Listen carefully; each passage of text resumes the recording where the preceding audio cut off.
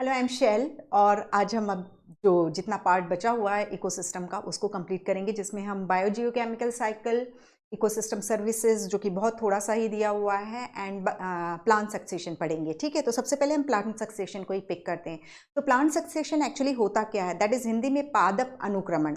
अनुक्रम सक्सेशन, एक के बाद दूसरा आएगा और वहाँ रहेगा, फिर दूसरे के बाद तीसरा आएगा, वो वहाँ रहेगा, फिर जब वो वहाँ पे रहते हैं तो जिस हैबिटेट में वो रह रहे हैं उस हैबिटेट को वो चेंज कर देते हैं कि अब वो उनके रहने के लायक ही नहीं बचता है। फिर इस वजह से दूसरी कम्युनिटी आकर के रहने लगती है। फिर वो भी वहाँ पर इंटरेक्ट करेगी अपने एबायोटिक एनवायरनमेंट के साथ। फिर उसको खुद रह रही थी, लेकिन उसके इंटरेक्शन के कारण अब वो उसके रहने लायक भी नहीं बचा, तो थर्ड नेक्स्ट कम्युनिटी आकर के रहेगी। तो इस तरीके से एक के बाद एक स्टेज आती जाती है। और जैसे जस्ट मैंने ये सबसे पहले ए आके रहे इस जगह पे, इन्होंने इसके साथ इंटरेक्ट किया, कुछ टाइम के बाद ये जगह जो है इनके रहने लायक नहीं बची, तो अब दूसरे आ गए। ठीक है, तो ये एक सीरियल स्टेज कहलाई। ठीक है, अब फिर ये यहाँ से मतलब ये एक्चुअली यहीं पे रह रहे हैं, मैंने इस मतलब ये हट गए, यहाँ पे बी रहने लगे, बट नीटली शो करने के लिए मैंने इसको अलग से बना दिया। फिर ये रहेंगे, ये अपने बायोटिक एनवायरनमेंट के साथ रिएक्ट करेंगे। ठीक है, फिर इसको इनके इस इंट्रैक्शन के कारण ये जगह जो है अब इनके रहने के लायक भी नहीं बची। ठीक है, ये यहाँ से रिप्लेस कर दिए गए। फिर सी आ गया, सी ने भी इंटरेक्ट किया। तो इस तरीके से ये सिक्वेंशियल चेंजेस होते जाते हैं, और ये खुद ही अपने मतलब उनकी खुद की ही एक्टिविटी जो होती है, उनका इंटरेक्शन जो होता है उस हैबिटेट को चेंज कर देती है, जो उनके रहने लायक नहीं बचता, तो नेक्स्ट स्टेज आ जाती है। देन फाइनली ऐसे ही करते करते लास्ट में यहाँ पर क्लाइमेक्स स्टेज आती है। क्लाइमेक्स स्टेज जो होती है वो फिर स्टेबल होती है। ठीक है, वो वहाँ पर रहती है जब तक सराउंडिंग एनवायरनमेंट में कोई चेंज नहीं होगा। ये जो है मान लो ये जेड आई है, ठीक है, जेड। तो यदि एनवायरमेंटल कंडीशन वहाँ की चेंज नहीं हो रही हैं, तो ये क्लाइमेक्स कम्युनिटी वहाँ पर रूल कर मतलब वहाँ पर रहती रहेगी।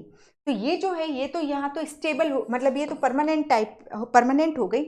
ये जो है जो चेंज हो रहे हैं ये सीरियल स्टेज कहला रहे हैं, कि इनके बाद कोई ना कोई आता जा रहा, और इनका खुद का इंटरेक्शन है जो उनको उनकी जगह को, उनके घर को, उनके रहने लायक नहीं छोड़ रहा है, तो उसकी वजह से दूसरी कम्युनिटी आकर के रह रही है। ये होता है प्लांट सक्सेशन। ठीक है, अब यहाँ पर कुछ चीजें और देख लेते हैं। तो जैसे ये एक तालाब का है, ठीक है। अब प्लांट सक्सेशन हमने समझ लिया कि एक के बाद कोई भी बेयर एरिया है, खाली जगह है। जैसे मैंने एक तालाब का एक्वेटिक का लेते हैं हम, ठीक है, एग्जाम्पल। तो एक्वेटिक के केस में हम देख रहे हैं जब यदि पानी में कोई सक्सेशन होगा, प्लांट का सक्सेशन होगा, तो एक्वेटिक्स में जब पानी में जब कोई सक्सेशन देखने को मिल रहा है तो इसको हम बोलते हैं हाइड्रोशियर। ठीक है, एक लैंड में हो रहा है, बेयर लैंड मतलब वहाँ पर कुछ भी नहीं उग रहा है, तो उस जमीन पर हो रहा है। लिथोशियर में मतलब टेरेस्ट्रियल हो रहा है, तो इसको हम बोलेंगे लिथोशियर। ठीक है, अब ये सक्सेशन, इसमें एक और चीज को याद रखिए, सक्सेशन जो होता है वो दो टाइप का होता है, एक प्राइमरी सक्सेशन है, एक सेकेंडरी सक्सेशन। प्राइमरी सक्सेशन ये है, ठीक है, ये है, यहाँ शुरू से कोई भी वो नहीं है, यहाँ कभी कुछ लाइफ थी ही नहीं। ठीक है, और सेकेंडरी सक्सेशन जो होता है, ये पहले यहाँ फॉरेस्ट था सपोज, ठीक है, अब ये जल गया या किसी भी डिफॉरेस्टेशन हो गया, किसी ने क्लियर कर दिया इसको एरिया को, या जलने के कारण ये पूरा की पूरा वेजिटेशन वहाँ से खत्म हो गया। तो पहले यहाँ वेजिटेशन थी, पहले यहाँ लाइफ थी, ये जल गया, ये पूरा खत्म हो गया, ये बिल्कुल ऐसा क्लीन हो गया। अब यहाँ पर फिर से कोई सक्सेशन स्टार्ट होगा तो वो सेकेंडरी सक्सेशन है। लेकिन यहाँ जहाँ कभी भी लाइफ नहीं थी, तो ये जो होता है प्राइमरी सक्सेशन है, ये सेकेंडरी सक्सेशन। ठीक है, तो प्राइमरी सक्सेशन में के केस में क्या प्रॉब्लम है, जैसे ये रॉक है, यहाँ सॉइल ही नहीं है, सॉइल भी बनाना पड़ेगा। ठीक है, ये सेकेंडरी सक्सेशन के केस में ये था कि पहले यहाँ पे लाइफ थी, तो यहाँ सॉइल वगैरह सब कुछ है। तो अब सक्सेशन को देखें, यदि प्राइमरी सक्सेशन को देखें तो थाउजेंड्स ऑफ ईयर्स भी लगते हैं इसमें, लेकिन क्योंकि यहाँ सॉइल फॉर्मेशन, दैट इज स्पीडोजेनेसिस से लेकर के सब कुछ करना है यहाँ पे। ठीक है, जबकि सेकेंडरी सक्सेशन में देख रहे हैं पहले लाइफ थी, तो उन्होंने उसको थोड़ा मतलब हैबिटेबल बना करके रखा है। तो यहाँ पर सक्सेशन जो होगा वो फास्ट होगा, यहाँ पर प्राइमरी सक्सेशन स्लो होगा, सेकेंडरी सक्सेशन फास्ट होगा। ठीक है, इस सेकेंडरी सक्सेशन से ये रिलेटेड बोल रहे हैं कि ये जैसे फर्न है, फर्न का अंडरग्राउंड स्टेम जो होता है उसको हम राइजोम कहते हैं। अब जैसे यहाँ आग लगी तो यहाँ आग लगी तो ये फर्न की जो एरियल पार्ट्स थे वो तो जल गए। ठीक है, अब क्या होगा, जब बारिश हुई यहाँ पर तो ये जो अंदर था जो अभी भी मतलब पेरिनियल पार्ट होता है, ठीक है, मोड ऑफ पेरिनेशन का काम करते हैं राइजोम, ट्यूबर, ये सब। तो जैसे बारिश पड़ी तो इसमें जो नोड में एक्सिलरी बड है वो स्प्राउट होकर के एक नया फर्न को मतलब एरियल शूट को निकाल लेगी। तो इसीलिए बोलते हैं कि सेकेंडरी सक्सेशन में फर्न वगैरह जो है, जो जिनके भी अंडरग्राउंड पार्ट होते हैं वो वो वहाँ के पायोनियर हो जाते हैं सेकेंडरी सक्सेशन में। राइजोम, क्योंकि फर्न का जो अंडरग्राउंड स्टेम होता है वो राइजोम होता है। जब फेवरेबल कंडीशन आएगी, बारिश हुई, तो उसमें जो एक्सिलरी बड है वो स्प्राउट होकर के फर्न का प्लांट बना लेगी। ठीक है, तो अब हम देखते हैं, हमने सक्सेशन को समझा। ठीक है, इसके बाद दो सक्सेशन हमने देखा type, primary succession and secondary succession. Primary succession entirely new area में जहाँ पहले कोई लाइफ थी ही नहीं। सेकेंडरी सक्सेशन किसी कारण से जो पहले एग्जिस्टिंग प्लांट्स थे वो खत्म हो गए, अब वहाँ पर फिर से सक्सेशन होगा तो सेकेंडरी सक्सेशन कहेंगे। सेकेंडरी सक्सेशन के लिए काफ़ी चीज़ें दैट इज जो सिचुएशन होती है वो फेवरेबल होती है, लाइक वहाँ सॉइल है, ये सब कुछ है, तो इस वजह से सेकेंडरी सक्सेशन फास्ट होता है, जबकि प्राइमरी सक्सेशन में ए से लेकर के जेड तक सब कुछ काम करना है, इसलिए प्राइमरी सक्सेशन स्लो हो जाता है। अब जब कभी भी हम सक्सेशन देखते हैं तो यहाँ पर ये जो टर्म्स मतलब कुछ स्टेजेस होती हैं, न्यूडेशन, ठीक है, बिल्कुल बेयर खाली जगह पड़ी हुई है, न्यूडेशन है, आइदर इट इज दिस और कोई भी सिचुएशन हो, न्यूडेशन।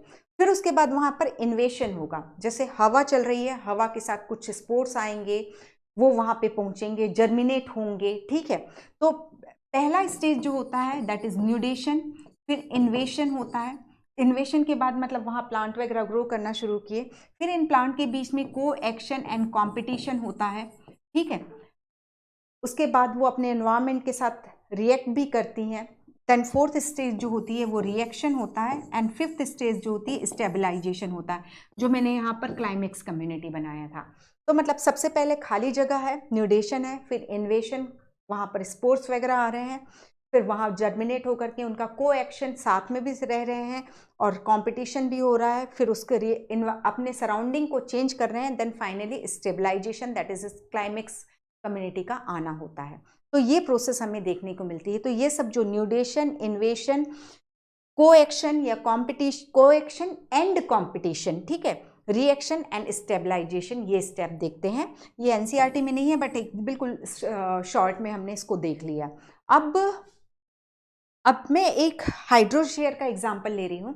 तो हाइड्रोशेयर के केसेस में हम देखते हैं कि जैसे ये पहले मैंने एक तालाब बनवाया है, तो इसमें कोई भी लाइफ नहीं है, किसी भी तरीके से स्पोर्ट्स वगैरह आए यहाँ पर, ठीक है। तो पहले यहाँ पर फाइटोप्लैंक्टॉन्स हमें देखने को मिले, फाइटोप्लैंक्टॉन्स यानी फ्री स्विमिंग माइक्रोस्कोपिक प्लांट्स देखने को मिले, ठीक है। फाइटोप्लैंक्टॉन आएंगे, जूप्लैंक्टॉन आ जाएंगे, जैसे जिस तरीके की वेजिटेशन होगी उसी के अकॉर्डिंग एनिमल कम्युनिटी आती जाएगी, ठीक है। तो फाइटोप्लैंक्टॉन आए, फाइटोप्लैंक्टॉन वहाँ पर रहने लगे, ठीक है। इसके बाद ये जब डिग्रेड होंगे तो ऑर्गेनिक मैटर का फॉर्मेशन होगा, ह्यूमस वगैरह का फॉर्मेशन होगा, फिर ये यहाँ पर ये सब हो गया तो ये इनके रहने लायक जगह नहीं बची, या ये भी रह रहे हैं, और साथ में यहाँ पर हम क्या देख रहे हैं, नेक्स्ट रूटेड प्लांट, सबमर्ज, पानी के अंदर डिप, सबमर्ज्ड बोलते हैं, तो पानी के अंदर डूबे हुए हैं, ठीक है। तो ये सब रूटेड सबमर्ज प्लांट हमें देखने को मिले, ठीक है। अब कुछ समय के बाद ये सब गलते जाएंगे और ये जो है ह्यूमस का फॉर्मेशन हो रहा है तो वो जगह को ऑक्यूपाई करते जाएगा। फिर उसके बाद जो है फ्री फ्लोटिंग प्लांट्स हमें दिखाए, ये भी रूटेड प्लांट दिखाई दे रहे हैं, ठीक है। तो ये फ्री फ्लोटिंग प्लांट दिखाई दिए।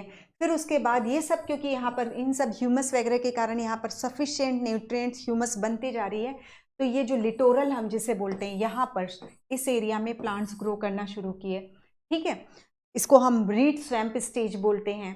फिर इसके बाद जो है ये धीरे धीरे ये जो है भरता जाएगा, फिर यहाँ पर हमें और एंजियोस्पर्मिक प्लांट दिखाई देंगे, मार्श मीडो स्टेज दिखाई देगी, ठीक है। उसके बाद श्रब स्टेज आएगी, ये सॉइल से ह्यूमस से भरता जा रहा है, शब स्टेज आई और फाइनली यहाँ पर फिर उसकी जगह फॉरेस्ट दिखाई देने लगेगा।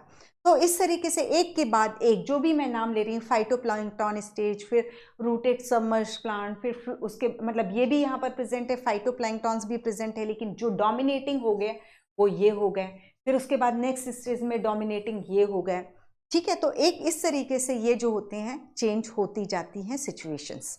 ओके, तो अब हम इसको देखते हैं एनसीईआरटी इसके लिए क्या क्या मतलब किस सेंटेंस में इसको एक्सप्लेन कर रहे हैं। तो plant succession, an important characteristic of all communities is that their composition and structure constantly change in response to the changing environment condition. ठीक है, an important characteristic of all community is that their composition, community यानी किन किन कई सारी species होगी, तो कौन कौन से स्पीशीज से मिल करके बनी हुई है वो कम्युनिटी, एंड उसकी स्ट्रक्चर, जैसे स्ट्रक्चर में हम स्ट्रैटिफिकेशन ही ले लें। ठीक है, तो उनकी स्ट्रक्चर और कंपोजिशन जो होती हैं, इन्वायरमेंट में चेंज हो रहा है तो उस हिसाब से चेंज होती रहती हैं। इन्वायरमेंट उनके एक्शन के कारण भी हो रहा है, एबायोटिक फैक्टर्स भी काम कर रहे हैं, लेकिन इनका इंटरेक्शन भी उस इन्वायरमेंट को चेंज कर रहा है।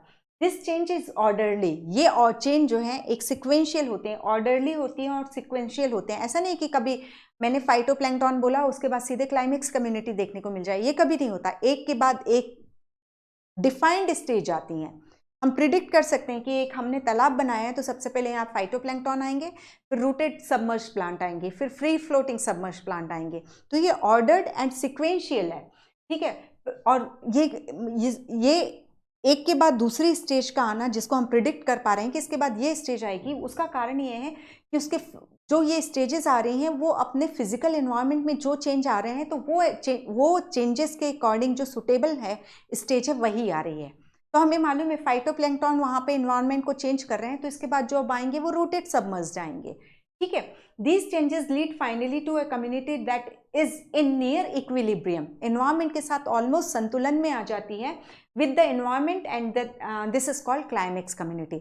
अब जैसा एनवायरनमेंट है उसके हिसाब से क्लाइमेक्स कम्युनिटी आ गई। एक्चुअली जो वहाँ का एनवायरनमेंट था वो क्लाइमेक्स कम्युनिटी को ही सूट कर रहा था, तो फाइनली क्लाइमेक्स कम्युनिटी सेट हो गई। ठीक है, उस एरिया के हिसाब से जो भी स्पीशीज कंपोजिशन चाहिए क्लाइमेक्स कम्युनिटी में वो आ गया, तो वो स्टेबल है। क्लाइमेक्स कम्युनिटी रहेगी तब तक यदि वो एनवायरनमेंट वहाँ पर कांस्टेंट चल रहा है। यदि सपोज किसी भी कारण से एनवायरनमेंट चेंज हो जाता है तो फिर वो क्लाइमेक्स कम्युनिटी की जगह फिर कोई दूसरी कम्युनिटी आएगी। ये लाइन का यही मतलब है। This change lead finally to a community that is in near equilibrium with the environment, and that is called a climax community. ठीक है, the gradual and fairly predictable changes in the species composition of given area is called ecological succession। species composition में change हो रहा, कहाँ phytoplankton थे, कहाँ फिर सब रूटेड सबमर्ज्ड आ गए, कहाँ फिर फ्री फ्लोटिंग आ गए, कहाँ फिर साइड में जमीन में उगने वाले मतलब जो हमने उसमें देखा था दैट इज हाइड्रोशियर में किनारे पे प्लांट उगने लगे। तो स्पीशीज कंपोजिशन स्टेजेस चेंज होने के बाद चेंज होता, नेक्स्ट स्टेज आने पर स्पीशीज कंपोजिशन जो है चेंज होता जाता है। ठीक है, तो the gradual and Fairlie predictable change in the species composition of a given area is called ecological succession.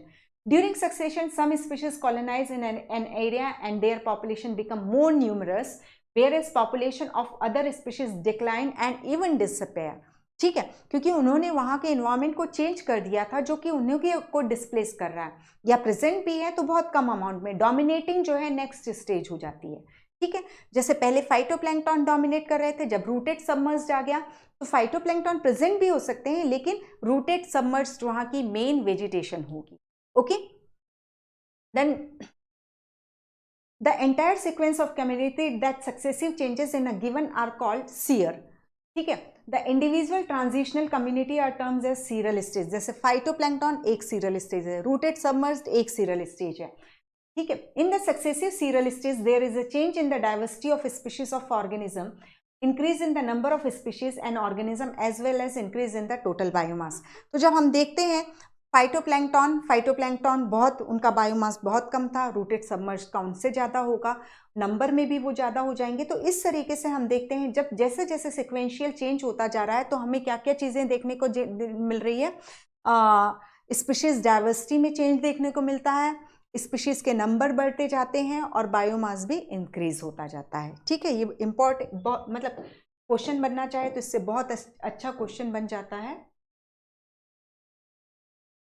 That is successive serial stage में there is change in diversity of species of organism, increase in the number of species and organism as well as increase in the total biomass. ठीक है, तो यहाँ पर हम जैसे बात कर रहे हैं तो यहाँ तो हम प्लांट सक्सेशन की बात कर रहे हैं, लेकिन जिस टाइप के प्लांट होंगे उस टाइप की वेजिटेशन जिस तरीके के एनिमल को सपोर्ट करती होगी तो ये एनिमल में भी सक्सेशन देखने को मिलेगा। ठीक है, जैसे हमने बोला कि हाइड्रोशियर है, हमने तालाब से स्टार्ट किया, लास्ट में हमने फॉरेस्ट कर दिया, तो फॉरेस्ट में तो फिश नहीं रहेगा ना, फॉरेस्ट में फिर वाइल्ड एनिमल्स आकर के रहेंगे। शुरू में फाइटोप्लैंक्टॉन्स थे तो एक्वेटिक ऑर्गेनिज्म थे, और वो भी हर एक स्टेज की कैरेक्टरिस्टिक ऑर्गेनिज्म वहाँ पर देखने को मिलेंगे। तो इस लाइन को बहुत अच्छे से करिए। और सीरियल स्टेज क्या है, हर जो जितनी भी बार मैं ये बार phytoplankton, submerge rooted, free floating rooted बोल रही हूँ, वो जो है सीरियल स्टेज को रिप्रेजेंट कर रहे हैं।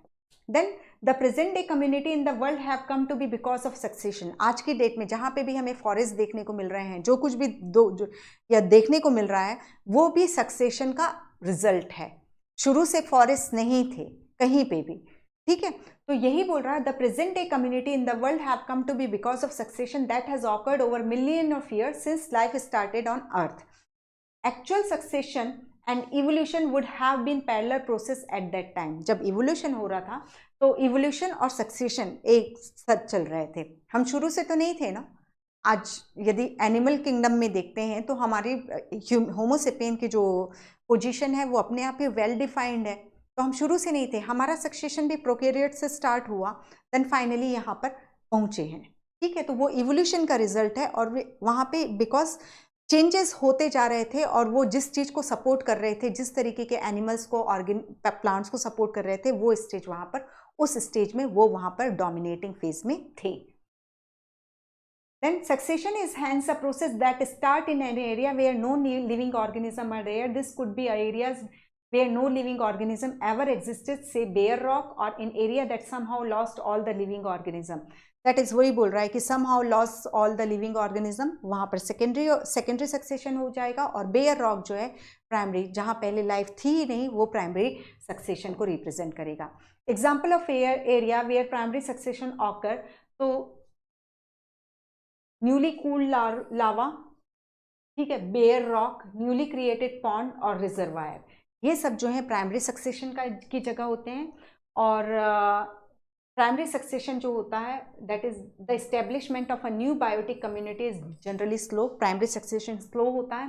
Before a biotic community of diverse organism can become establish there must be soil. ठीक है, ऑब्वियसली बेयर रॉक की बात कर रहे हैं तो वहाँ पर सॉइल का तो होना जरूरी होगा ही ना, तभी तो वो आइदर वो लाइकेन को ग्रो कराए या मॉसेस को ग्रो कराए। लाइकेन तो रॉक पे आ जाते हैं, उनके ही एक्शन के कारण वीदरिंग या सॉइल फॉर्मेशन की प्रोसेस होती है, तो बाकी की आगे की कम्युनिटी को सॉइल तो चाहिए चाहिए। Depending mostly on the climate, it take natural process several 100 to several thousand year to produce fertile soil on bare rock. सिर्फ यहाँ बेयर रॉक से सॉइल फॉर्मेशन की प्रोसेस में इतने सालों की बात कर रहा है। तो succession, primary succession is a very slow process. ठीक है, secondary succession began in area where natural biotic community have been destroyed, such as abandoned farmland, burned or cut forest land that have been flooded. ठीक है, किसी भी कारण से पहले पूरा वहाँ पे लाइफ था, आइदर फायर हो गया या फ्लडिंग हो गया, पूरी की पूरी लाइफ खत्म हो गई, तो वहाँ पर सेकेंडरी सक्सेशन देखने को मिलेगा। वहाँ पर सॉइल या सेडिमेंट प्रेजेंट है तो सेकेंडरी सक्सेशन फास्टर होता है। नेक्स्ट है description of ecological succession usually focus of change in vegetation. हम प्लांट सक्सेशन की ही बात कर रहे हैं, लेकिन this vegetational change in turn affect the food and shelter of various type of animal. इसकी हमने बात की, जो स्टेज होगी उस वो वेजिटेशन जिस टाइप के एनिमल को सपोर्ट करेगी वही एनिमल्स वहाँ आकर के रहेंगे। Then thus as succession proceed the number and type of animal and decomposers also change। तो जैसे प्लांट की स्पीशीज कंपोजिशन चेंज होता जाता है, एक सीरियल स्टेज के बाद दूसरे सीरियल स्टेज आती है, तो वो सीरियल स्टेज के मतलब जिस एनिमल कम्युनिटी को सपोर्ट करेगी वही आकर के वहाँ रहेंगे। अभी घास है और हम सोचे कि बंदर आके वहाँ रहने लगे तो वो नहीं हो सकता। ठीक है, उनका जो है वो ट्री में रहते हैं, तो उनके लिए उनका दैट इज हैबिटेट वगैरह है, उनका सारी चीज़ें, उनके रिसोर्सेज वहाँ पे अवेलेबल होनी चाहिए।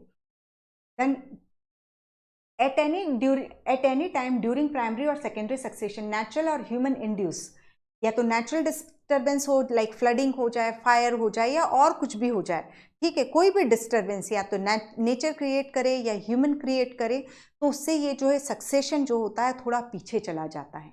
यही बोल रहा है, at any time during primary और सेकेंडरी सक्सेशन नेचुरल और human induced disturbance can convert a particular serial stage of succession to an earlier stage, ठीक है, क्योंकि सिचुएशन को वहां पे चेंज कर दिया उसने। Also such disturbance create new condition that encourage some species and discourage और एलिमिनेट अदर स्पीशीज। वो डिस्टर्बेंस के कारण मान लो एक जो है वो ग्रास स्टेज में पहुंचा था, अब कुछ ऐसा डिस्टर्बेंस क्रिएट हुआ कि वो वहाँ पे ग्रास के रहने लायक नहीं बचा, तो वो वापस से मॉसेस स्टेज में चला जाएगा, या उस डिस्टर्बेंस ने उस एनवायरनमेंट को इस तरीके से चेंज किया कि कोई दूसरी स्पीशीज आके रहने लायक हो सकती है, तो वो ये नहीं है कि बैक ही जाएगा, कोई दूसरे ऑर्गेनिज्म, वो डिस्टर्बेंस किस टाइप का है इस पर डिपेंड करेगा, तो कोई दूसरी स्पीशीज भी आकर के उस एरिया में रह सकती है। Okay, then succession of plant based on the nature of the habitat, whether it is water or very dry area, succession of plant is called hydrosphere और xerosphere, ठीक है, जहाँ वाटर बहुत कम अमाउंट में प्रेजेंट है तो उसको उस तरीके के सक्सेशन को हम जेरार्क बोलते हैं, और यदि पानी में सक्सेशन हो रहा है तो उसको हाइड्रोशियर बोलेंगे। Hydrarch succession take place in wet area and the successional progress from hydric to the mesic condition. अब चाहे वो जेरार्च सक्सेशन हो चाहे हाइड्रार्च सक्सेशन हो, ठीक है, जेरार्च सक्सेशन जो होगा वो टेरेस्ट्रियल ही होगा, लिथोशियर भी कहलाएगा वो। तो वहाँ पर हम ये जरूर देखते हैं कि आप चाहे सूखे में चाहे लैंड में टेरेस्ट्रियल सक्सेशन कराओ चाहे वाटर में सक्सेशन कराओ, लेकिन जो क्लाइमेक्स कम्युनिटी होगी वो दोनों एक ही जैसी होगी, दैट इज उसको मेसिक MESIC मेसिक कंडीशन बोलते हैं, दैट इज जिसमें ना ही वाटर बहुत ज़्यादा होता है ना ही वाटर बहुत ड्राई होता है। मिजोफाइट के लिए वो कंडीशन को, मतलब मिजोफाइट जो कि ना ही बहुत ज़्यादा पानी में उगते हैं ना ही बहुत ड्राई कंडीशन में उगते हैं, ऑप्टिमम वाटर कंडीशन जो होती है वो मेसिक कंडीशन कहलाती है, मेसिक। Okay, MESIC। सो ये हो गया ये, ठीक है। Succession lead to medium water condition, that is mesic condition, neither too dry neither too wet. The species that invade a bare area, जो सबसे पहले वहां पहुंचेगा खाली जगह पे, उसको हम पायोनियर स्पीशीज कहते हैं। जब रॉक में कोई सक्सेशन हो रहा है, एक बेयर रॉक में जहां पहले कोई वेजिटेशन नहीं थी, तो वहां की पायोनियर स्पीशीज लाइकेन होती है, और यदि एक्वेटिक हम देख रहे हैं, हाइड्रोशियर देख रहे हैं, तो वहां जो पायोनियर स्पीशीज होती है वो फाइटोप्लैंक्टन्स होंगी। Okay, in primary succession on rock this are usually lichen which are able to secrete. हाँ, लाइकेन क्यों होते हैं? क्योंकि lichen that is symbiotic association of algae and fungi, तो बिकॉज ऑफ माइसीलियम एल्गी वहां पर रह सकता है, और वो एसिड सिक्रेट करेंगे जो पीडोजेनेसिस दैट इज सॉइल की रॉक की वीदरिंग के लिए रिस्पॉन्सिबल होगा, और वहाँ सॉइल फॉर्मेशन होगा। तो जब हम ये जेरार्च सक्सेशन की बात करते हैं, तो जेरार्च सक्सेशन में हम जो देख रहे हैं, सबसे पहले लाइकेन स्टेज देखते हैं, फिर मॉसेस स्टेज देखते हैं, फिर एनुअल ग्रास स्टेज देखते हैं, इनका सीक्वेंस याद करके रखना, ठीक है, फिर पेरेनियल ग्रास स्टेज देखते हैं, फिर स्क्रब स्टेज देखते हैं, फिर क्लाइमेक्स कम्युनिटी देखते हैं, ठीक है। तो देखो क्या है, सबसे पहले लाइकेन है, फिर मॉसेस स्टेज है, फिर एनुअल ग्रास है, फिर पेरेनियल ग्रास है, फिर स्क्रब स्टेज है, फिर क्लाइमेक्स कम्युनिटी है। अब यही चीज हम प्लांट वाटर के लिए बात करते हैं, तो वाटर के केस में हम सबसे पहले फाइटोप्लैंक्टन देखते हैं, फिर रूटेड सबमर्ज्ड प्लांट देखते हैं जो बिल्कुल यहाँ पर ग्रो कर रहे हैं, रूट है इनमें, फिर उसके बाद यहाँ पर फ्री फ्लोटिंग रूटेड प्लांट देखेंगे, फिर हम फ्री फ्लोटिंग रूटेड प्लांट देखेंगे, ठीक है। उसके बाद ये यहाँ पर एजेस में जो ग्रो हो रहे हैं, इसको हम रीड स्वैम्प स्टेज बोलेंगे, ठीक है। अब ये जब पानी से ऊपर उगने लगे तो डेफिनेटली ट्रांसपिरेशन करेंगे और पानी को कम करते जाएंगे, ओके। तो ये रीड स्वैम्प स्टेज होती है, फिर मार्श मीडो स्टेज होती है, मार्श मीडो स्टेज जहाँ पर बड़े प्लांट्स ग्रो करना शुरू कर जाते हैं, फिर इसके बाद स्क्रब स्टेज होती है, फिर उसके बाद क्लाइमेक्स कम्युनिटी होती है, ठीक है। तो हम एक बार बिल्कुल शॉर्ट में, जब यदि लिथोशियर या जेरार्च सक्सेशन देखने को मिल रहा है, तो हमने देखा सबसे पहले लाइकेन आए, उसके बाद लाइकेन के बाद मॉसेस आए, मॉसेस के बाद एनुअल ग्रासेस आए, फिर पेरेनियल ग्रास आए, फिर स्क्रब आया, और स्क्रब के बाद लास्ट में दैट इज क्लाइमेक्स कम्युनिटी आए। हाइड्रोशीयर चल रहा है तो सबसे पहले फाइटोप्लैंक्टन आए, फिर रूटेड सबमर्ज्ड आए, फिर फ्री फ्लोटिंग रूटेड प्लांट आए, उसके बाद हम रीड स्वैम्प स्टेज देखा हमने, फिर मार्श मिडो स्टेज देखा, फिर उसके बाद स्क्रब स्टेज देखा एंड लास्ट में क्लाइमेक्स कम्युनिटी देखा। ओके, सो यहाँ याद रखिए कि यदि हाइड्रोशीयर है तो पायनियर स्पीशीज फाइटोप्लैंक्टन होगी, और यदि ये लिथोशीयर दैट इज बेयर रॉक में हो रहा है या जेरार्च कंडीशन है तो वहां पर सबसे पायनियर स्पीशीज जो होगी वो लाइकेन होगी। ओके, यही है मॉसिस स्टेज बोल रहा है ना। देखो लाइकेन के बाद ब्रायोफाइट आते हैं, तो ब्रायोफाइट में हम क्या बोल रहे हैं, मॉसिस किसको बिलोंग करते हैं, ब्रायोफाइट को। ठीक है, फिर हायर प्लांट और after several more stages ultimately stable climax forest community is formed. Okay, the climax community retains stable as long as the environmental remain unchanged. ये मत समझ लो कि क्लाइमेक्स कम्युनिटी आ गई तो रहेगी। यदि सपोज वहाँ का एनवायरनमेंट किसी भी तरीके से चेंज हो रहा है, वहाँ फ्लडिंग कंडीशन हो गई परमानेंटली, या वहाँ टेम्परेचर चेंज हो गया, तो ये क्लाइमेक्स कम्युनिटी भी चेंज हो जाती है। ठीक है, तो ये लाइन बहुत ध्यान से पढ़िए आप। That is the climax community remain stable as long as the environment remain unchanged. वो वहाँ रहेगी यदि वहाँ का एनवायरमेंट उसको सूट कर रहा है।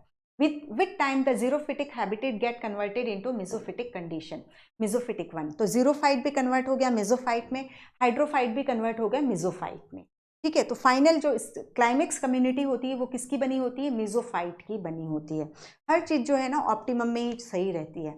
ठीक है, ना ही बहुत कम ना ही बहुत ज़्यादा, बीच के लोग जो होते हैं, दैट इज स्टेबलाइज वाला जो हम पढ़ते हैं ना नेचुरल सिलेक्शन, 3 डिस्ट्रप्टिव डायरेक्शनल, वही चीज़ें काम आती। तो ये हो गया, ये बेयर रॉक, लाइकेन आए, फिर लाइकेन के साथ ही फिर वहाँ पर मॉस स्टेज आएगी। ठीक है, उसके बाद मॉस के बाद एनुअल ग्रास आएगी, फिर पेरेनियल ग्रास आएगी, फिर स्क्रब स्टेज आएगी एंड देन फाइनली मेसोफाइट्स आ जाएंगे। क्लाइमेक्स कम्युनिटी में मेसोफाइट प्लांट होते हैं। तो in primary succession in water the pioneer are the small, अब ये हम पूरा देख चुके हैं। ठीक है, यही चीज लिख रहा है, देखो ध्यान से, फाइटोप्लैंक्टन, उसके बाद रूटेड सबमर्ज प्लांट, फिर रूटेड फ्लोटिंग एंजियोस्पर्म, उसके बाद फ्री फ्लोटिंग प्लांट। ठीक है, फिर reed swamp, marsh meadow and scrub and finally tree that is mesophytes आ जाएंगे। देन ये डायग्रामेटिक रिप्रेजेंटेशन है इसका, फाइटोप्लैंक्टन है यहाँ पर। ठीक है, फिर ये रूटेड सबमर्ज प्लांट देखने को मिल रहे हैं, फिर उसके बाद ये रूटेड सबमर्ज तो है ही, इसके अलावा फ्री फ्लोटिंग प्लांट आ गए, ये ऊपर वाले जो है फ्री फ्लोटिंग प्लांट है। फिर इसके बाद हम देख रहे हैं रीड स्वैम्प स्टेज है, यहाँ सब पौधे उगने लगे हैं। फिर इसके बाद मार्श मेडो स्टेज है, फिर इसके बाद ये स्क्रब्स ग्रो करेंगे, और फाइनली ये देखो मेसोफिटिक कंडीशन फॉरेस्ट हमें देखने को मिल रहा है, ये अनडिस्टर्ब छोड़ी जाएगी तो। ओके, नेक्स्ट है in secondary succession the species that InvIT depend on the condition of the soil availability of. हाँ, अब यहाँ तो हमने देख लिया कि यदि हाइड्रोशीयर है तो हमने भेज दिया फाइटोप्लैंक्टन को, और यदि लिथोशीयर है तो हमने लाइकेन को भेज दिया था। लेकिन सेकेंडरी सक्सेशन में वो सॉइल की कंडीशन, वहाँ पानी की अवेलेबिलिटी और एनवायरमेंटल फैक्टर, ये सब डिपेंड करते हैं, और वहाँ पर कौन से सीड पहले से प्रेजेंट थे, कौन कौन से वेजिटेटिव प्रोपोगेल प्रेजेंट थे, जैसे मैंने फर्न का एग्जांपल दिया, उस पर डिपेंड करता है कि वहाँ पर पायोनियर कौन होगा। Since soil is already there the rate of succession is much faster and climax is also reached more quickly, क्योंकि वहाँ पे आधा काम किया हुआ है। यहाँ तो A to Z तक प्राइमरी सक्सेशन में करना पड़ रहा है, इसलिए बहुत टाइम लग रहा था। What is important to understand is that succession, particularly primary succession, is a very slow process taking maybe thousands of years for the climax to be reached. Another important fact is to understand कोई सा भी succession हो उसमें climax community हमें मेसोफाइट ही देखने को मिलती है। ओके, देन ये इतना ही था न्यूट्रिएंट साइकिल, बायोजियोकेमिकल साइकिल्स। ठीक है, तो हमने एनर्जी फ्लो को तो देखा था, यूनिडायरेक्शनल है, जितनी भी एनर्जी आएगी, सोलर एनर्जी आएगी, फाइनली वो हीट लॉस में निकल जाएगी इकोसिस्टम से। लेकिन ये जो है न्यूट्रिएंट्स हैं वो एक लिमिटेड अमाउंट में है, तो हमें उनको रिसाइकिल करना पड़ेगा। यदि हम सोचे कि इसको भी इसी तरीके से निकाल दे जैसे हमने एनर्जी को निकाल दिया, तो फिर वो कहीं से और अवेलेबल हो ही नहीं सकते हैं। तो बायोजियोकेमिकल साइकिल जो होती है that is biotic and abiotic component के बीच में उनका जो साइक्लिंग चलता है, घूमना होता है, उसे हम बायोजियोकेमिकल या न्यूट्रिएंट साइकिल के नाम से जानते हैं। ठीक है, ऑर्गेनिज्म को न्यूट्रिएंट्स चाहिए, ठीक है, सब उनकी अपने मेटाबॉलिज्म के लिए। The amount of nutrients such as carbon, nitrogen, phosphorus, calcium present in the soil at any given time और it is refer to as standing state. दो term, standing crop, trophic at a particular time, trophic level में present living मतलब living biomass को हमने क्या बोला था, standing crop बोला था। स्टैंडिंग स्टेट जो है यही चीज दैट इज जो न्यूट्रिएंट का अमाउंट प्रेजेंट होता है उसके लिए हम उसको स्टैंडिंग स्टेट कहते हैं। तो कंफ्यूज नहीं होना, standing state is for nutrients, ठीक है, mineral element, and standing crop is for living biomass. Okay, that is biomass के लिए हो जाएगा कुल मिला के। और ये स्टैंडिंग स्टेट जो है वो हर एक इकोसिस्टम में डिफर करती है। अब यहाँ पर nutrient never loss from the ecosystem, rather they are recycle time again and again. ठीक है, मतलब कुल मिलाकर सीधा सा है, यदि बहुत मिल रहा है तो निकालते जाओ और यदि कम है तो उसको रिसाइकिल करते जाओ। एक लिमिटेड अमाउंट में है तो उसको रिसाइकिल करो। जब हमें मालूम है कि कोई चीज़ हमें कंटिन्यूसली सप्लाई हो रही है तो वो यूनिडायरेक्शनल शो कर रही है, लाइक एनर्जी, और दूसरी ये चीज़ हो गई। ठीक है, न्यूट्रिएंट्स जो हैं उनके लिमिटेड अमाउंट में है अर्थ में, तो उनको हमें रिसाइकिल करना पड़ता है। The movement of nutrient element through the various component of an ecosystem is called nutrient cycle. Another name of nutrient cycle is biogeochemical cycle. That is वो biotic component and abiotic component के बीच में cycling कर रही है। ठीक है, biotic component से निकल करके एबायोटिक कंपोनेंट लाइक एटमॉस्फेयर में जा रही है और फिर उसके बाद वापस से मिनरल एलिमेंट्स जो हैं फिर से बायोटिक कंपोनेंट में एंटर कर रहे हैं। तो ये चीज़ है। अब न्यूट्रिएंट साइकिल गैसियस या सेडिमेंट्री होती है। ठीक है, सेडिमेंट्री का मतलब है कि वो जो रिजर्वायर है वो कहाँ पर प्रेजेंट होगा, अर्थ क्रस्ट में प्रेजेंट होगा, अर्थ मतलब टेरेस्ट्रियल होगा। ठीक है, और जबकि गैसियस में जो उसका रिजर्वायर है वो लोकेट होगा एटमॉस्फेयर में। तो the reservoir for gaseous type of nutrient cycle, तो gaseous type of nutrient cycle कौन कौन सी है, नाइट्रोजन और carbon cycle are example of gaseous cycle, और इनका exit in the atmosphere and, ठीक है, तो इनका रिजर्वायर कहाँ हो गया, एटमॉस्फेयर में हो गया। नाइट्रोजन एंड कार्बन का रिजर्वायर एटमॉस्फेयर में हो गया, जबकि सल्फर एंड फास्फोरस का जो रिजर्वायर होता है वो अर्थ क्रस्ट में प्रेजेंट होता है, और जिनका अर्थ क्रस्ट में प्रेजेंट होता है उसको हम सेडिमेंट्री कहते हैं। जिनका रिजर्वायर एटमॉस्फेयर में है वो गैसियस साइकिल, और जिनका रिजर्वायर अर्थ क्रस्ट में है तो वो sedimentary cycle. Environmental factors such as soil, moisture, pH, temperature regulate the rate of release of nutrient into the atmosphere. ठीक है, गैसियस साइकिल को कंट्रोल करेंगे ये सारी चीजें। The function of the reservoir is to meet with the deficit which, हाँ, अब जब यहाँ पर पूरा स्टोर करके रखा गया आइदर एटमॉस्फेयर में या सेडिमेंट अर्थ क्रस्ट में, तो जो भी कमी ज़्यादा हो रही है उसको बैलेंस किया जाता है रिजर्वायर के साथ। लाइक न्यूट्रिएंट कम हो रहे हैं, फॉस्फोरस सल्फर सॉइल में कम हो रहा है तो रॉक की वीदरिंग होगी, और ये जो है ये जैसे रॉक में फॉस्फोरस जो है कैल्शियम फॉस्फेट, फेरिक फॉस्फेट के रूप में प्रेजेंट रहता है, तो रॉक से रिलीज होकर के वो सॉइल में पहुंचेगा, तो जो भी कमी हुई है उसको फुलफिल कर दिया जाएगा। तो जो भी एडजस्टमेंट है वो रिजर्वायर के थ्रू कंपनसेट होता रहता है। ठीक है, then carbon cycle. Carbon cycle मतलब जो एटमॉस्फेयर में कार्बन डाइऑक्साइड प्रेजेंट है जो कि 0.03% है उसका। ठीक है, in the composition of living organism carbon constituent 49% of dry weight of organism and is next only to water. Water जो 70 to 90% कॉन्ट्रीब्यूट करता है, मतलब एक प्रोटोप्लाज्म में इतना परसेंट होता है, तो यदि पूरे ऑर्गेनिज्म में हम कार्बन का पोर्शन देखते हैं तो 49% ऑफ ड्राई वेट को कंट्रीब्यूट करता है, ड्राई वेट को, ठीक है, कंट्रीब्यूट करता है 49%। If we look at the total quantity of global carbon we find that 71% carbon is found dissolved in ocean. ठीक है, मैक्सिमम पोर्शन जो है समुद्र में डिजॉल्व है। ठीक है, यही कार्बन डाइऑक्साइड है जिसको मोलस्क वगैरह या काइनोडर्मेट्स जो होते हैं कैल्शियम कार्बोनेट बनाने में यूज़ करते हैं, उनको वहीं के पानी से कार्बन डाइऑक्साइड मिल जाता है, कैल्शियम और कार्बन डाइऑक्साइड रिएक्ट करके कैल्शियम कार्बोनेट बना लेते हैं। तो यही बोल रहा है कि 71% कार्बन जो है वो ओशन में प्रेजेंट है, ग्लोबल कार्बन का 71%, दैट इज ह्यूज अमाउंट। लेकिन जो हम साइकिल चला रहे हैं वो उसके लिए हम कहाँ से ले रहे हैं, दैट इज एटमॉस्फेयर से ले रहे हैं। तो कार्बन जो है वो गैसियस साइकिल है, वो इस चीज को बिल्कुल क्लियर रखिए। The oceanic reservoir regulate the amount of carbon dioxide in the atmosphere. Okay, do you know that the atmosphere only contain about 1% of total global carbon. Then इसको पहले यहाँ फॉसिल फ्यूल, जो भी हम पेट्रोल डीजल चलाते हैं, fossil fuel क्या है, वो दैट इज कोल वगैरह जो कुछ भी है वो उस कार्बन का ही रिजर्वायर को रिप्रेजेंट करते हैं। ठीक है, कोल कैसे बना है, प्लांट ही तो फॉसिलाइज्ड हो गए थे और कोल के फॉर्म में आ गए थे। तो ये जो भी हमारे फॉसिल फ्यूल है वो कार्बन के ही रिजर्वायर को रिप्रेजेंट करते हैं। Carbon cycling occur through atmosphere, ocean and through living and dead organism.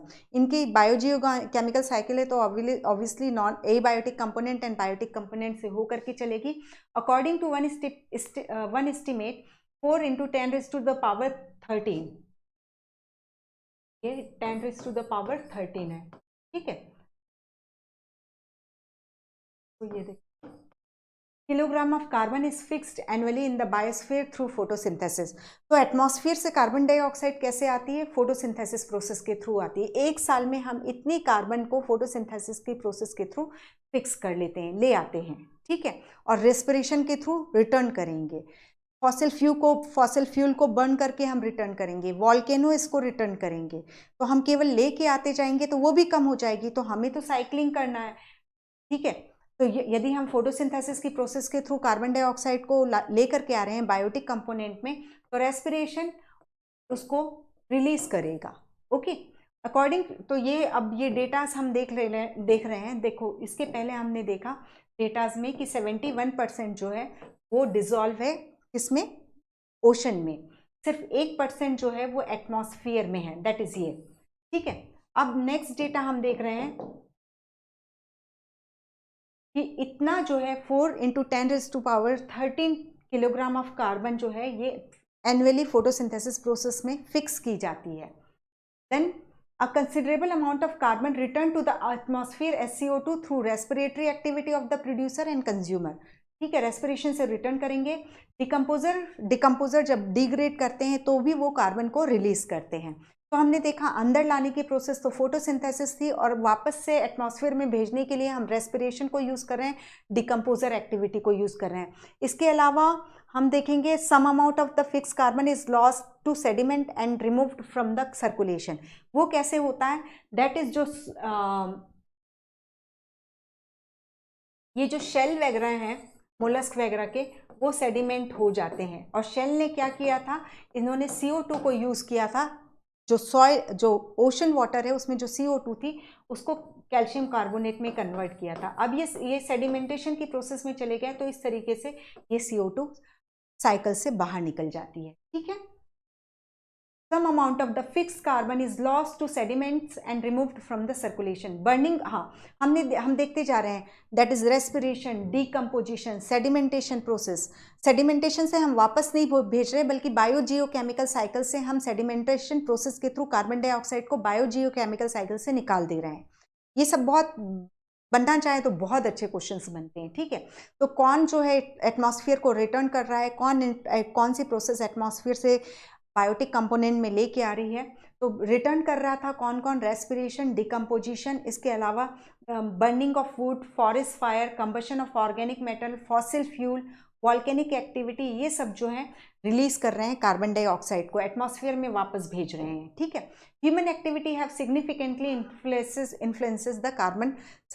Deforestation हुआ तो जितने पौधे होते वो फोटोसिंथेसिस में कार्बन को बायोटिक कंपोनेंट में लेकर के आते, लेकिन ये काम नहीं हो रहा है, तो एटमॉस्फेयर की कार्बन डाइऑक्साइड जो है साइक्लिंग में नहीं आ रही है। ठीक है, और ग्रीन हाउस इफेक्ट हम इसके बाद वाले जो इन्वायरमेंटल इश्यूज हैं उनमें हम देखेंगे। ठीक है, rapid deforestation and massive burning of fossil fuel for energy and transport have significantly increased the rate of release of carbon dioxide into the atmosphere. ठीक है, डिफॉरेस्टेशन से इंक्रीज नहीं हो रही है, डिफॉरेस्टेशन हो रहा है, तो हम एटमॉस्फेरिक कार्बन डाइऑक्साइड को लेके नहीं आ पा रहे हैं बायोटिक कंपोनेंट में, लेकिन ये बाकी जो चीजें हैं वो कार्बन डाइऑक्साइड को एमिट कर रही हैं। ओके, देन ये चीजें हैं यहाँ पर, छोटी छोटी सी साइकिल है। अब फॉस्फोरस का हमने क्या देखा था कि फॉस्फोरस का जो रिजर्वायर था वो अर्थ क्रस्ट था। Ferric phosphate and calcium phosphate के रूप में ये रॉक में बाउंड है। जब कभी जरूरत पड़ेगी तो रॉक से ये वीदरिंग प्रोसेस के थ्रू सॉइल में एंटर करेगी। अब ये ठीक है, अब जब कभी भी हम फॉस्फोरस की बात करते हैं तो हम फॉस्फोलिपिड देखते हैं, बोन में देखते हैं, टीथ में देखते हैं, इन सब जगह पर हमें फॉस्फोरस की, और एटीपी के लिए देखते हैं, एनर्जी करेंसी में, इन सब में फॉस्फोरस प्रेजेंट होती है। ठीक है, तो phosphorus is a major constant of biological membrane, nucleic acid, cellular energy transfer system. Many animal also need large quantity of this element to make shell, bone and teeth. ठीक है, the natural reservoir of phosphorus is rock which contain phosphorus in the form of phosphate. Then when rock are withered, minute amount of this phosphate जो soil जो rock में bound है, dissolve in the soil solution and are absorbed by the root of the plant. Herbivore and other animal obtain this phosphorus from the plant. हर चीज हमें वहीं से मिल रही है। The waste product and the dead organism are decomposed by phosphate solubilizing bacteria releasing phosphorus. अभी तो हमने लिया, रूट ने एब्जॉर्ब किया, अब हमें इसको वापस भी करना है सॉइल को, तो ये जो डिकम्पोजर बैक्टीरिया है वो इन सब डेड बॉडी वगैरह से, वेस्ट प्रोडक्ट से, एक्सक्रीटा से, इन सब से फिर फॉस्फोरस को रिलीज करा देते हैं। Unlike carbon cycle there is no respiratory release of phosphorus into atmosphere. ये हमें क्लियर है, कार्बन डाइऑक्साइड हम रेस्पिरेटरी एक्सहेलेशन में निकालते हैं, लेकिन फॉस्फोरस का इस तरीके से रिलीज नहीं होता। वहाँ रिलीज हम देख रहे हैं किस तरीके से डिकम्पोजर बैक्टीरिया उसको रिलीज करा रहे हैं। Can you differentiate between the carbon and the phosphorus cycle? तो फर्स्ट डिफरेंस तो हमने यही देखा कि ये जो है सेडिमेंट्री साइकिल है, बायोजी फॉस्फोरस जो है सेडिमेंट्री है, इसका एटमॉस्फेयर से लेना देना नहीं है, सॉइल में ये बाउंडेड है, रेस्पिरेटरी रिलीज नहीं होता है। और इसके बाद हम यहाँ पर देखते हैं the other two major and important difference between carbon and phosphorus cycle. एक तो हमने रेस्पिरेटरी देख लिया। First, atmospheric input of phosphorus through rainfall are much smaller than carbon input. तो सिंपल है, सॉइल में हमने देखा दैट इज रॉक की वीदरिंग से सॉइल में फॉस्फेट पहुंचा। ठीक है, अब जब हवा डस्ट उड़ रही है तो डस्ट जो है पानी में मिक्स हो जाएगी, ठीक है, और उस तरीके से वो एटमॉस्फेयर से आती है, लेकिन उसकी क्वांटिटी बहुत कम होती है। यही चीज बोल रहा है, atmospheric input of phosphorus through rainfall are much smaller than carbon input. Secondly, gaseous exchange of phosphorus between organism and environment are negligible. ठीक है, तो ये चीजें हैं, ये जो है डिफरेंसेस हो हमें देखने को मिलते हैं between carbon cycle and phosphorus cycle. अब ये एक इमेज दी हुई है, यहाँ पर देखो, ये रॉक में यहाँ पर फॉस्फेट है, वीदरिंग की प्रोसेस हुई, सॉइल सॉल्यूशन में फॉस्फेट आ गया, रूट ने, प्रोड्यूसर ने इसको एब्जॉर्ब किया वाया रूट, ये प्रोड्यूसर में आ गया, प्रोड्यूसर से कंज्यूमर में जा रहा है, और जो डेड पार्ट्स प्लांट के हैं लाइक लीफ, ट्विग्स, ये जो जमीन में गिर रही हैं जिनको हम लिटर बोल रहे हैं, वो उस पर डेट्रिटस वो डेट्रिटस बनाएंगे, मतलब इसमें फ्रेगमेंटेशन की प्रोसेस होगी, डेट्रिटस का फॉर्मेशन होगा, डेट्रिटस का फिर डिकम्पोजिशन होगा, और जो फॉस्फोरस सोलिबाइजिंग बैक्टीरियाज हैं वो इनसे फॉस्फेट को रिलीज कर देंगे और फिर से सॉइल में फॉस्फेट आ गई। ठीक है, फिर ये जाएगी इस तरीके से, ये सर्कुलेशन जो है चलता रहेगा। ओके, वीदरिंग की प्रोसेस से फॉस्फेट सॉइल्स में आया, सॉइल सॉल्यूशन एब्जॉर्ब किया प्रोड्यूसर ने, प्लांट्स कुछ पार्ट उसका कंज्यूमर ने यूज़ किया, कुछ भाग उसका जो डेड लीव्स हैं वो लिटर के रूप में है जिसको डिट्रीवोर्स ने डिकम्पोज किया, सॉइल सॉल्यूशन में फिर से फॉस्फेट आ गया और वो वापस से ये सर्कुलेशन शो करता रहेगा। ओके, तो ये चीज़ है। अब इकोसिस्टम सर्विसेज में बिल्कुल सिंपल, हम इकोसिस्टम से क्या क्या ऑब्टेन करते हैं, हम कई कमर्शियली प्रोडक्ट भी ऑब्टेन करते हैं, वो सब चीज़ें हम अभी नेक्स्ट टॉपिक में हैं, तो इसलिए यहाँ पर जितना दिया हम उसी को ही देखते हैं। Healthy ecosystem are the base of wide range of economic, environmental and aesthetic good and services. ठीक है, इकोसिस्टम सर्विसेज जो भी हमें इकोसिस्टम से मिलता है, लाइक हमें ऑक्सीजन मिल रही है, ठीक है, वाइल्ड लाइफ हमें देखने को मिल रहा है, एस्थेटिक वैल्यू है, ये सब इतना सुंदर फॉरेस्ट देखने को मिलेगा, तो एस्थेटिक वैल्यू भी है, कमर्शियल प्रोडक्ट्स भी मिल रहे हैं, और हमें मतलब जो इकोसिस्टम है, लाइक जस्ट हम फॉरेस्ट की बात करें तो वो रेनफॉल को लेकर के आते हैं। ठीक है, देन इसके इसके अलावा ये ड्राउट फ्लडिंग को कम करते हैं। ये सारी चीज़ें जो हैं ये एक हेल्दी इकोसिस्टम, फॉरेस्ट जो है एक हेल्दी इकोसिस्टम को रिप्रेजेंट कर रहा है, ये सब हमें प्रोवाइड कराते हैं। तो healthy ecosystem are the base for a wide range of economic, environmental and aesthetic good and services. Though value of such services of biodiversity is difficult to determine, लेकिन ये इनकी सर्विसेज जो है इनकी वैल्यू मतलब इनको यदि हम टैगिंग करें तो हमारी इमेजिनेशन से बाहर की चीज़ है। मतलब जो ये प्रोवाइड कराते हैं वो कोई प्रोवाइड करा ही नहीं सकता है। Okay, the product of ecosystem process are named as ecosystem services. The product of ecosystem process, ठीक है, फोटोसिंथेसिस में ऑक्सीजन बन रही है, इकोसिस्टम प्रोडक्ट हो गया। मिटिगेट, तो यहाँ पर हम देखते हैं इकोसिस्टम सर्विसेज में मिटिगेट, ये ड्राउट और फ्लड को कम करती हैं, वो भी उनकी सर्विसेज हैं। साइकिल, बायोजियोकेमिकल साइकिल ऑपरेट कराते हैं। Generate fertile soil, provide wild life habitat, maintain biodiversity, crop pollination, provide storage site for carbon, ठीक है, जो एटमॉस्फेयर में कार्बन डाइऑक्साइड है वो बायोमास प्रोडक्शन में यूज हो रहा है इकोसिस्टम में। केवल प्लांट की बात नहीं हो रही है, यहाँ इंटायर इकोसिस्टम की बात हो रही है, जिसके बायोटिक कंपोनेंट में एनिमल, प्लांट सब इंक्लूड है। ठीक है, ये मत समझना कि ये सिर्फ प्लांट का ही है। ओके, तो ये इकोसिस्टम सर्विसेज है जिसमें हम एनिमल भी मतलब हम एनिमल किंगडम के ही हैं, ठीक है, तो उसमें सभी कोई इंक्लूड है। यहाँ मत ये सोचना कि सिर्फ प्लांट का के लिए ही बात कर रहा है। ठीक है, तो provide storage site for carbon, also provide aesthetic, cultural and spiritual values, healthy forest ecosystem, purify air and water, तो ये सारी चीजें प्रोवाइड कराता है। ठीक है, देन रॉबर्ट कॉन्स्टांजा ने इस पर काम किया कि इकोसिस्टम सर्विसेज को हम जरा मनी में करके देखें, तो उन्होंने फाइंड आउट किया कि यदि इनकी सारी सर्विसेज को देख लें तो यदि हम उसको उसमें मनी, पैसे के उसमें देखते हैं तो ये इकोसिस्टम हमें US डॉलर में 33 ट्रिलियन एक साल में इतनी वैल्यू की सर्विसेज प्रोवाइड कराता है। ठीक है, 1 trillion that is 1 lakh crore होता है, आप इमेजिन कर सकते हो। ठीक है, ये जब बुक लिखी गई थी तो वो इनका कहना है कि global gross national product, GNP जो होता है मतलब ग्रॉस नेशनल प्रोडक्ट होता है, तो उस कंट्री में जो भी फिनिश गुड बने और लोगों ने जो भी सर्विसेज प्रोवाइड कराई, एक तो आप सामान बना के करते हो और एक दूसरे जो है सर्विसेज प्रोवाइड कराते हैं। ठीक है, जैसे एक गार्डनर है वो सर्विसेज प्रोवाइड करा रहा है, कोई फिनिश गुड नहीं बना रहा है। ठीक है, तो इस तरीके की जो total services and finish good की जो सॉरी कंबाइंड वैल्यू होती है वो जो होती है वो GNP कहलाती है। तो ये बुक पुरानी है, तो उस समय जो ये बोल रहे हैं कि this is nearly twice the value of the global gross national product which is US dollar 18 trillion. पुरानी है इसलिए 18 ट्रिलियन, अदरवाइज आज की डेट में देखा जाए तो 14 ट्रिलियन की इकोनॉमी शायद चाइना की हो गई है, 21 ट्रिलियन इकोनॉमी शायद तक US की है। मैं एक रफ फिगर दे रही हूँ। ठीक है, तो मतलब ये जो है हमें इकोसिस्टम सर्विसेज जो है इतनी, यदि इसकी हम उसको पैसों के पॉइंट ऑफ व्यू से देखें तो ये 33 ट्रिलियन डॉलर की सर्विसेज इकोसिस्टम प्रोवाइड कराते हैं। ठीक है, इसमें सारे इंक्लूड हैं, पॉलिनेशन बोल रहे हैं यानी बर्ड्स हैं, एनिमल्स हैं, ठीक है, सब कुछ सबका मिला करके इतने की कॉस्टिंग होती है। Then out of the total cost of various ecosystem services the soil formation, हाँ इसमें जो हमने 33 ट्रिलियन निकाला है तो 17 ट्रिलियन डॉलर जो है वो किसकी वैल्यू लगाई है उन्होंने, सॉइल फॉर्मेशन की वैल्यू लगाई है।